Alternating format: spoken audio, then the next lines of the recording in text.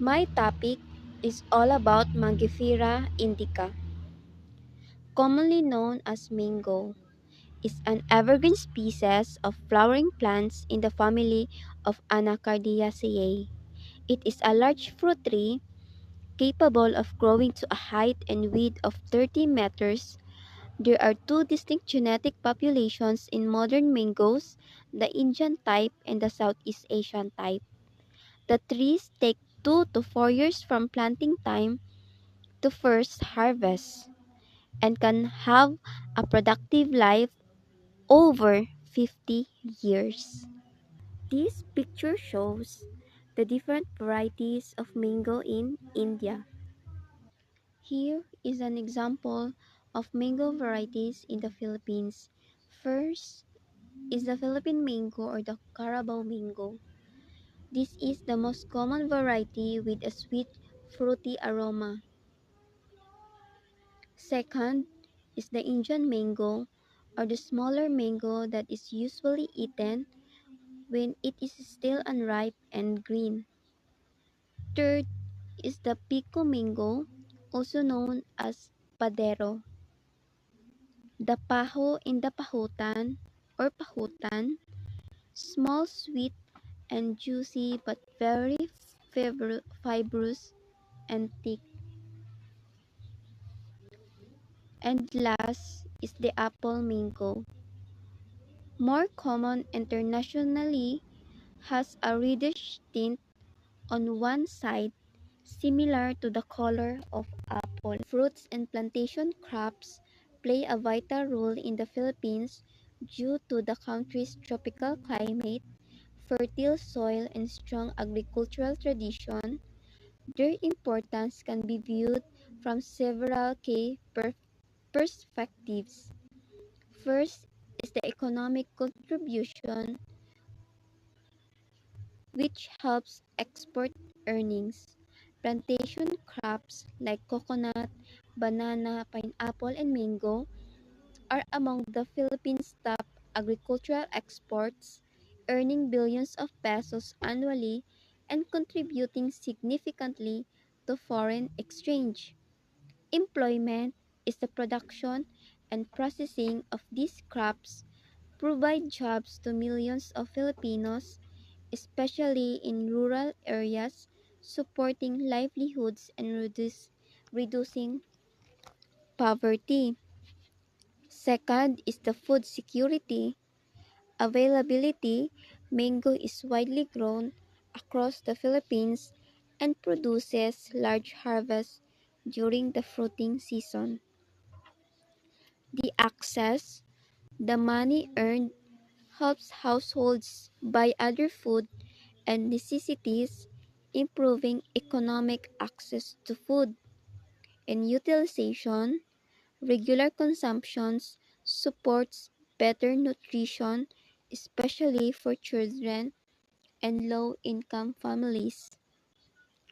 The stability, this long-term productivity helps ensure a steady food supply and income even during in the production of mango need na ay crop management and yield improvement such as pruning, fertilization, and pest control. Flower induction and off-season fruiting techniques. These techniques helps kay, especially in the Philippines, na ay mga month na dili siya tig-season sa mango, which is naga-import ang Philippines sa gawas nasod para lang ma-provide ang products para sa mga consumers, which is reason maong mahal ang mango kapag dili niya season. And kapag season naman is grabe siya kabarato and usahay madaot na lang siya.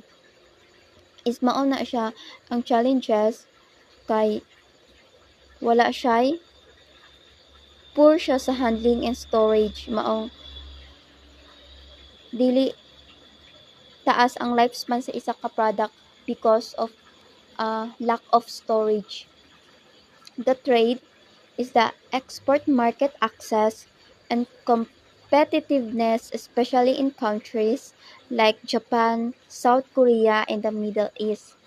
In the consumption, preference sa mga consumers, ang taste, variety, ripeness level, trends like mango products such as dried mangoes, puree, and juice.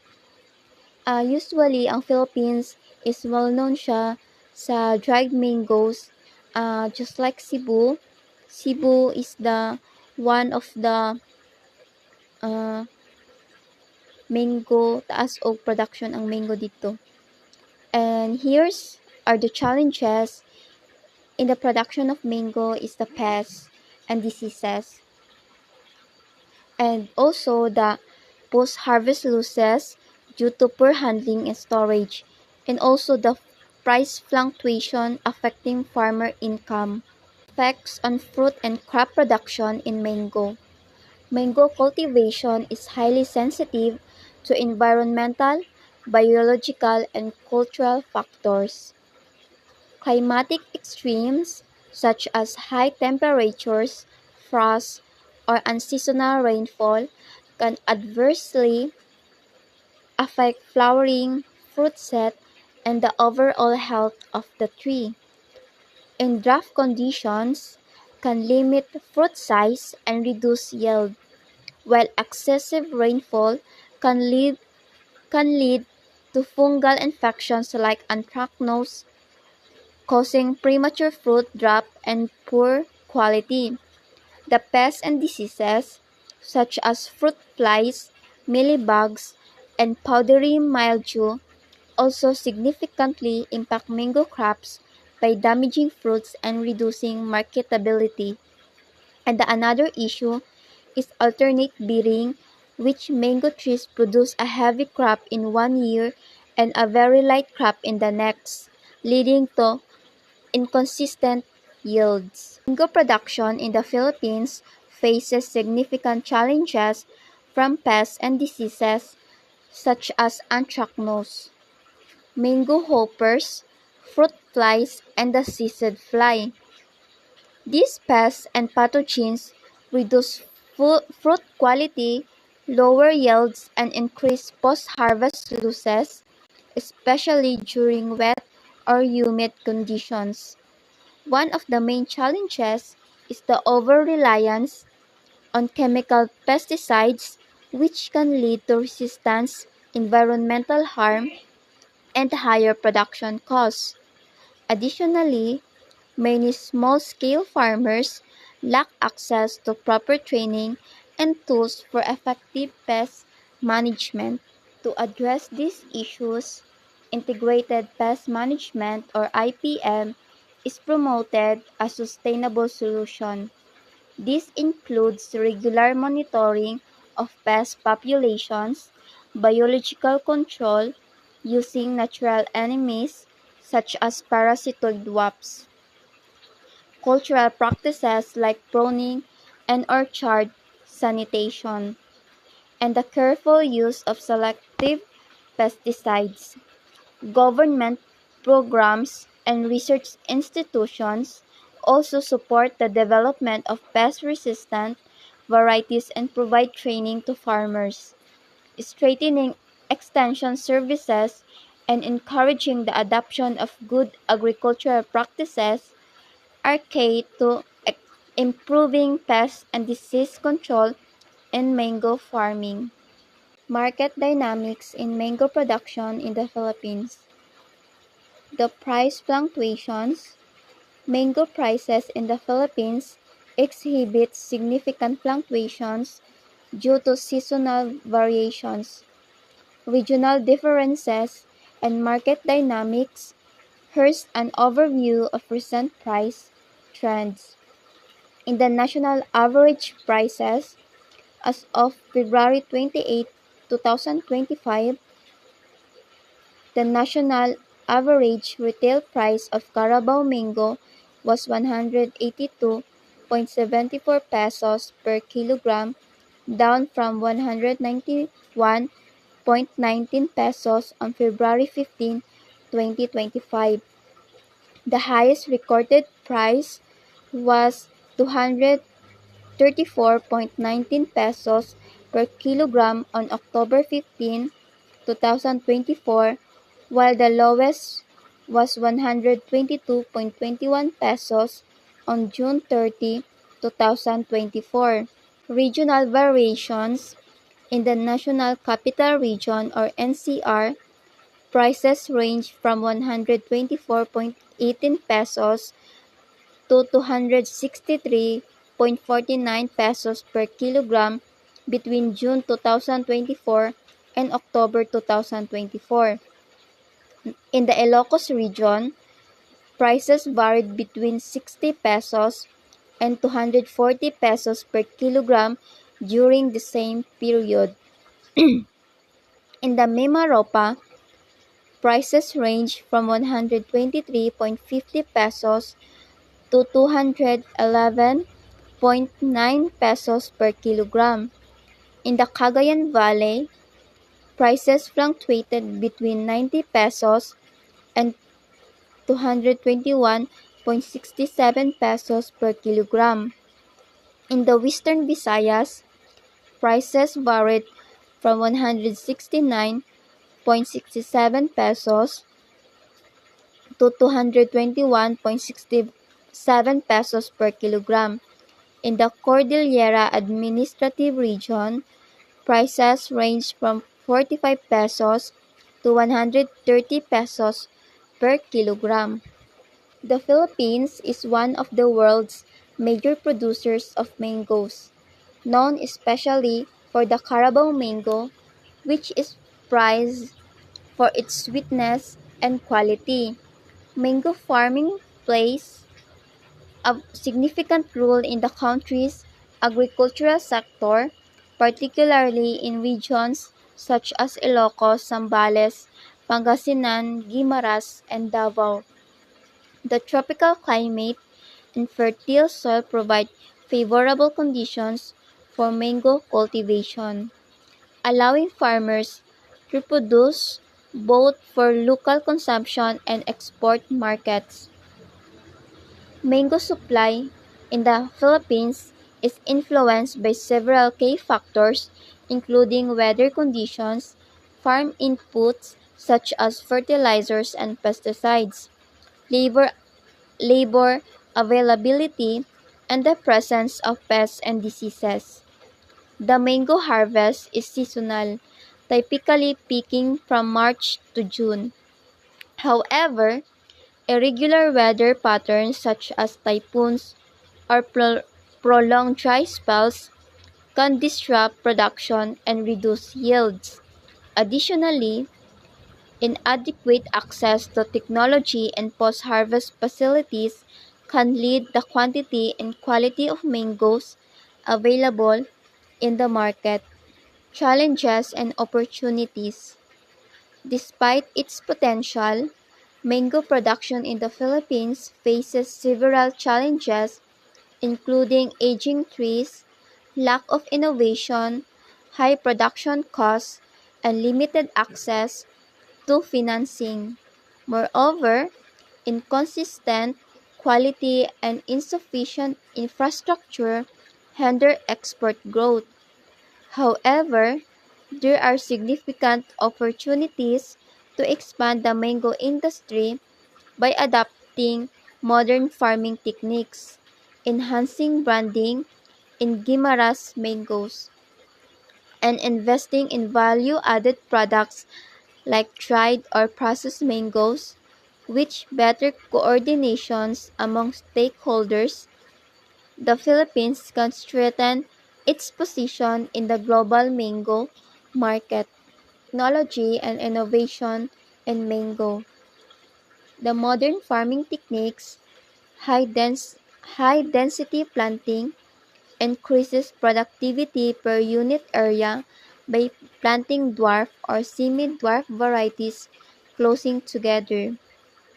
In the drip irrigation systems, ensures efficient water use and reduce wastage and supports fertigation, canopy management and pruning, improves light penetration, reduces disease incidence, and enhances fruit quality. Integrated nutrient management combines organic and inorganic fertilizers based on soil testing for balanced nutrition. Use of plant growth regulators helps in managing flowering and mitigating alternate bearing issues. In value addition and processing, mango pulp and pure production used in juices, ice creams, baby food, and confectionery increases shelf life and export potential. The dried mango and mango litter, popular snacks with longer shelf life. Pickles and chutneys, traditional value-added products that have strong domestic and international demand. Ready-to-drink beverages, mango-based drinks are gaining popularity, particularly in urban and export markets. By-product utilization, seeds and peels are processed for oil extraction, cattle feed, or compost. Economic and social impacts of mango cultivation. First is the employment and income generation. Labor-intensive crop, mango farming provides employment across the value chain from planting, pruning, and harvesting to sorting, packaging, and processing. In the seasonal jobs, create seasonal work opportunities for rural populations, especially during flowering and harvest periods. Women's participations involves women in post-harvest activities like sorting, grading, drying, and pickle making, contributing to household income. In the livelihoods, primary source of income for millions of small and marginal farmers in mango-growing regions, mango serve as a major or sole source of livelihood. Income diversif- diversifi- Income diversification. Farmers earn additional income through value-added products like mango pulp, pickles, and dried mango slices. In the market linkages, participation in local and export markets improves earnings and encourages entrepreneurships. In the rural development, infrastructure development, mango cultivation often leads to improvements in rural roads, cold storage facilities, and transportation networks. Local enterprise growth boosts rural industries such as nurseries, agri-input suppliers, food processing units, and packaging businesses. Community empowerment, training programs, cooperatives, and farmer-producer organizations or FPOs strengthen community collaboration and bargaining power. Policy and regulatory framework in mango cultivation. First is the government policies in the Philippines.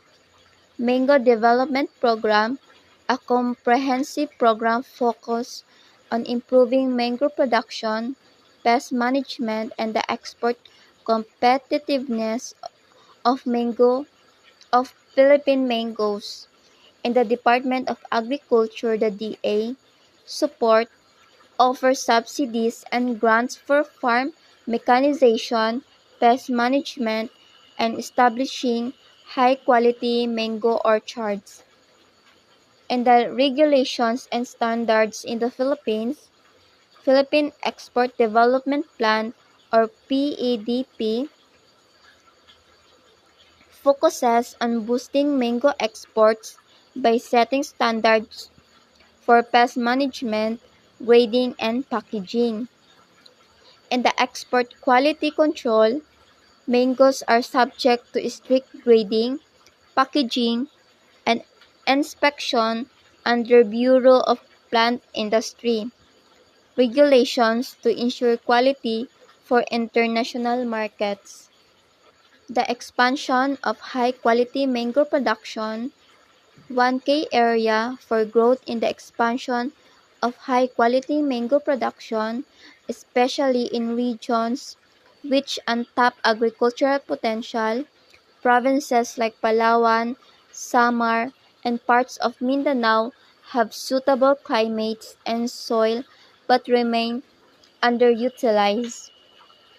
Encouraging encouraging new plantations in these areas with access to technical support and infrastructure can boost national mango output.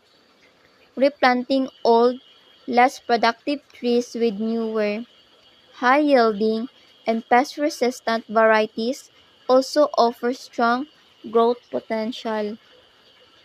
Development of value-added mango products. Another growth area is in value-added processing, which includes products like dried mangoes, mango pure, juice, jam, and even mango-based cosmetics. These products increase the mango shelf life, open up export opportunities, and allow farmers and entrepreneurs to earn more from each kilo of fruit. Expanding local processing facilities and improving packaging and branding can help make Philippine mango products more competitive in international markets. Recommendations for farmers. Mango farmers should adopt good agricultural practices such as proper pruning, pest management, organic fertilization, and post-harvest handling to improve yield and fruit quality. They are also encouraged to form or join cooperatives or associations to gain better access to markets, training, financing, and bulk purchasing of farm inputs. Exploring off-season production methods and diversifying into value-added products can increase profitability and reduce dependency on peak season sales.